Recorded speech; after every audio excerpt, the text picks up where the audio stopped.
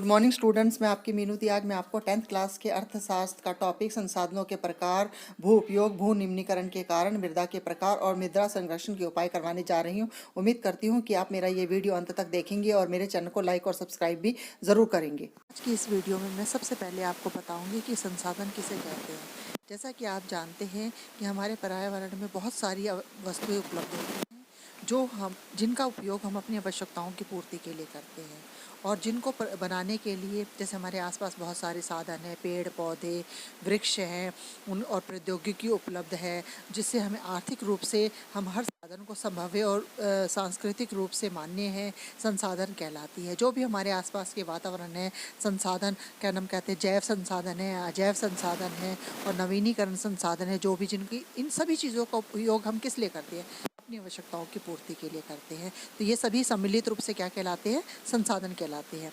अब इसके बाद मैं आपको बताऊंगी संसाधनों के प्रकार। संसाधन कितने प्रकार के होते हैं। देखो, संसाधन का उत्पत्ति के आधार पर संसाधन होता है, समाप्य का के आधार पर होता है संसाधन, स्वामित्व के आधार पर भी संसाधन होते हैं और विकास के स्तर पर भी संसाधनों को वर्गीकृत किया जाता है। इस प्रकार हम देखते हैं कि संसाधन के 4 प्रकार हैं। नंबर 1, उत्पत्ति के आधार पर संसाधन, संभव्यता के आधार पर संसाधन, स्वामित्व के आधार पर संसाधन और विकास के आधार पर संसाधनों को 4 वर्गों में बांटा गया है। सबसे पहले उत्पत्ति के आधार पर जो संसाधन है, जिनको 2 भागों में वर्गीकृत किया जाए, जिन्हें कहते हैं जैव संसाधन, अजैव संसाधन। जैव संसाधन जिनमें जीवन होता है, जीवन व्याप्त होता है, जैसे मनुष्य हो गया, पेड़ पौधे हो गए, प्राणी जगत हो गया, ये जैव संसाधन है। अजैव संसाधन वे सभी संसाधन जो निर्जीव वस्तुओं से बने हुए हैं, अजैव संसाधन, जैसे चट्टानें, धातुएं आदि, ये क्या है, अजैव संसाधन। फिर है नंबर 2, समाप्यता के आधार पर संसाधन, नवीनीकरण संसाधन। वे संसाधन जिन्हें हम भौतिक और रासायनिक अथवा यांत्रिक प्रक्रियाओं द्वारा पुनः उपयोग बना सकते हैं, दोबारा प्राप्त कर सकते हैं, जो कभी भी समाप्त नहीं होंगे, हमेशा बने रहेंगे, जैसे वायु, जल आदि हो गए। ये नवीनीकरण संसाधन है। फिर दूसरे है अनवीनीकरण संसाधन। नवीनीकरण संसाधन वे संसाधन होते हैं जिन्हें एक बार अगर खत्म हो जाए तो पुनः उपयोग में नहीं लाया जा सकता। इनके निर्माण और विकास में उन्हें लंबे समय लगता है, जैसे कि लोहा हो गया, खनिज पदार्थ हो गया, ये सब क्या है, अनवीनीकरण संसाधन है। फिर है स्वामित्व के आधार पर। स्वामित्व के आधार पर संसाधन कितने प्रकार के होते हैं, स्वामित्व के आधार पर संसाधन कितने होते हैं, 4 प्रकार के।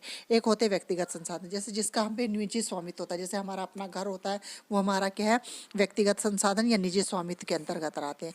फिर है नंबर 2, सामुदायिक संसाधन। वे संसाधन जिनका समुदाय सभी लोग मिलकर इस्तेमाल करते हैं, तो वे क्या कहते हैं, सामुदायिक संसाधन कहलाते हैं। जैसे स्कूल हो गया, पार्क हो गया, हॉस्पिटल हो गया, ये क्या हो गए, सामुदायिक संसाधन हो गए। फिर है राष्ट्रीय संसाधन। ये भी इस प्रकार के संसाधन होते हैं जो राष्ट्र की भौगोलिक सीमा के भीतर मौजूद होते हैं, राष्ट्रीय संसाधन कहलाते हैं। जैसे कि हो गए हमारे खादान वगैरह हो गए, ये सब क्या हो गए, राष्ट्रीय संसाधन हो गए। फिर है अंतर्राष्ट्रीय संसाधन। ये तट रेखा के 200 समुद्री मील दूरी पर खुले महासागरीय जो संसाधन पर जो किसी एक देश का अधिकार नहीं है, ये अंतर्राष्ट्रीय संगठनों की निगरानी में रहते, इसे अंतर्राष्ट्रीय संसाधन कहते हैं, क्योंकि किसी एक देश का नहीं होता, इस पे क्या नाम कैसे, किसी अंतर्राष्ट्रीय संगठन का स्वामित्व होता है। तो ये हो गए हमारे स्वामित्व के आधार पर। अब है विकास के आधार पर। विकास के आधार पर भी संसाधनों को हमारे कितने वर्गों में बांटा गया, 4 वर्गों में बांटा गया। नंबर 1, संभावी संसाधन। वे संसाधन जो किसी प्रदेश में विद्यमान होते हैं परंतु उनका उपयोग अभी नहीं किया गया, ये संभावी संसाधन यानी संभावना है इनकी।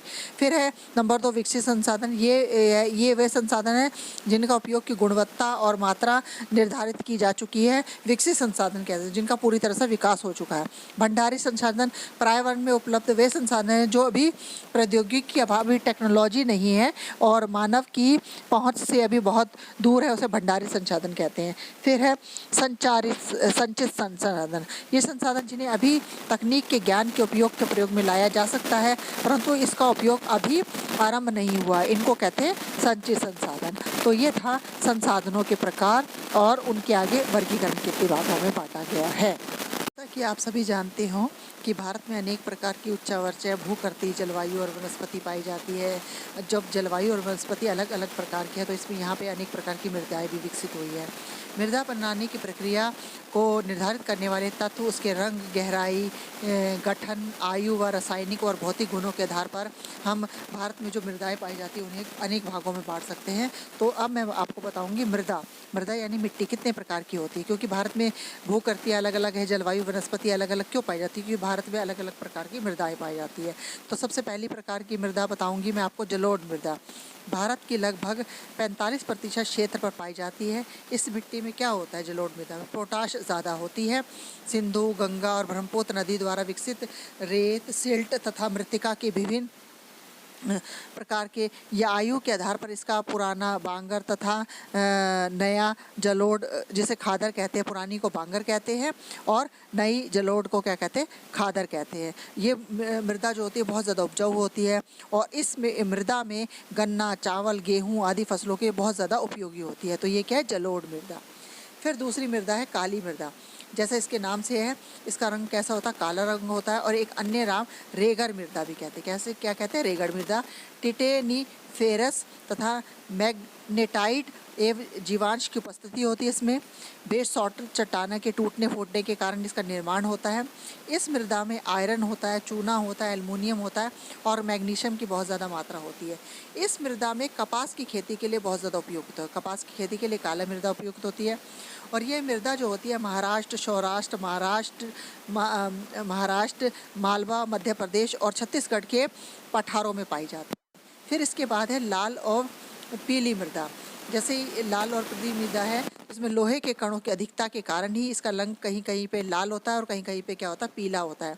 इसकी प्रकृति कैसी होती है, इसकी प्रकृति अम्लीय होती है और चूना के इस्तेमाल से उर्वरकता को बढ़ाया जा सकता है। इस मृदा में अगर इसमें चूना मिला दिया जाए तो इसकी उर्वरता शक्ति बढ़ जाती है।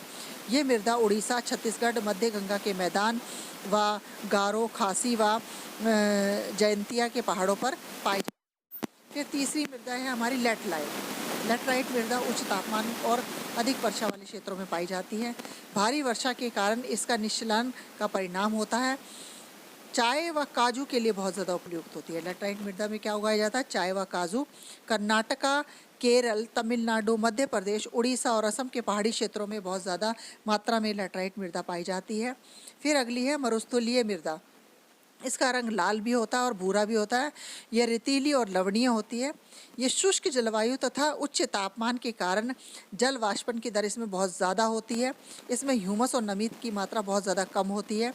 उचित सिंचाई के प्रबंधन के द्वारा ही इसको अधिक उपजाऊ बनाया जा सकता है। कैसी मृदा को, मरुस्थलीय मृदा को। फिर है वन मृदा। वन मृदा पर्वतीय क्षेत्रों में पाई जाती है। गठन में पर्वतीय पर्यावरण के अनुकूल, वातावरण के अनुकूल इसका गठन होता है। और नदी घाटियों में मृदा क्या होती है, दोमट तथा सिल्टदार होती है। अधिक सिल्क तथा ह्यूमस रहित होती है। इसमें ह्यूमस बिल्कुल भी नहीं पाया जाता। तो ये थी मेरे मृदा के प्रकार की, किस प्रकार की भारत में भिन्न भिन्न प्रकार की मृदाएं पाई जाती है और वो किस किस फसल के लिए उपयोगी होती है तथा ये मृदाएं कहाँ कहाँ पाई जाती है। अब इसके बाद मैं आपको बताऊंगी कि मिट्टी तथा मृदा सबसे क्या आपको पता है कि सबसे ज़्यादा महत्वपूर्ण नवीनीकरण प्राकृतिक संसाधन है। कुछ सेंटीमीटर मृदा बनाने में क्या लग जाते हैं, लाखों वर्ष लगाए जाते हैं। अति प्रयोग से क्या नाम कहते हैं, बहुत ज़्यादा भूमि का क्या होता है, निम्नीकरण या गिरावट में कमी आ जाती है। इसलिए इसका क्या करना चाहिए, मिट्टी का भू का संरक्षण करना बहुत ज़्यादा ज़रूरी है। भूमि संरक्षण के उपाय क्या क्या हैं, भूमि का अगर हमें बचाव करना तो अधिक से अधिक क्या करना चाहिए, वन रोपण करना चाहिए, पेड़ पौधे लगाने चाहिए, पशुओं की चराई पे रोक लगानी चाहिए, रक्षक मेखला बनानी चाहिए, खनन नियंत्रण करना चाहिए, क्योंकि खनन करने से क्या होता है, पृथ्वी क्या होती है, भूमि खोखली हो जाती है। और समुचित जुताई का व्यवस्था करनी चाहिए, तभी हम भूमि का संरक्षण कर सकते हैं। इसके बाद है भू उपयोग। हम भूमि का उपयोग किस किस चीज़ के लिए करते हैं, एक तो भू का उपयोग वन लगाने के लिए करते हैं, खेती के लिए करते हैं। कई बार हम खेती बहुत ज़्यादा करते हैं तो परती भूमि छोड़ देते हैं उसके लिए, और परती भूमि के अतिरिक्त अन्य कृषि योग्य भूमि के लिए हम उपयोग करते हैं। शुद्ध बोया गया क्षेत्र के उपयोग करते हैं। भू निम्नीकरण के कारण, जैसे अभी मैंने आपको बताया था क्या है, भू निम्नीकरण का एक कारण है खनन, दूसरा है बहुत ज़्यादा पशुओं की चराई करवाना, अधिक से अधिक सिंचाई, बहुत ज़्यादा सिंचाई कराना, एक सीमा से ज़्यादा औद्योगिक प्रदूषण के कारण और पेड़ पौधे काटने से, वन उन्मूलन करने से भी भूमि निम्नीकरण के कारण होते हैं। तो ये था मेरा आज का वीडियो। आपको कैसा लगा अपने विचार कमेंट बॉक्स में ज़रूर लिखना। धन्यवाद।